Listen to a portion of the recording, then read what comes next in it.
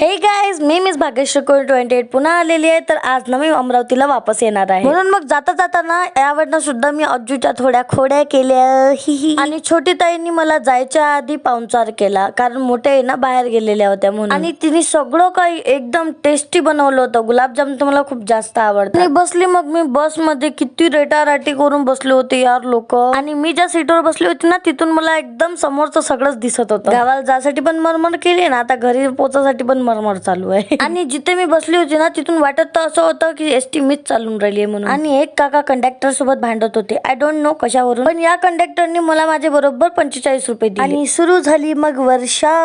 आणि मग मी लगेच थोड्या वेळाने अमरावती डेपो मध्ये पोहोचली आणि अक्षयची वाट पाहत बसली, कारण तो घ्यायला येणार होता. आणि फायनली तो आला. पाऊस पण येत होता आणि तो ना माझ्यासोबत काही बोलत नव्हता. तो राग भरला होता मी गावाला गेली होती म्हणून 5 दिवसासाठी. फायनली 5 दिवसानंतर पोहोचली मी घरी.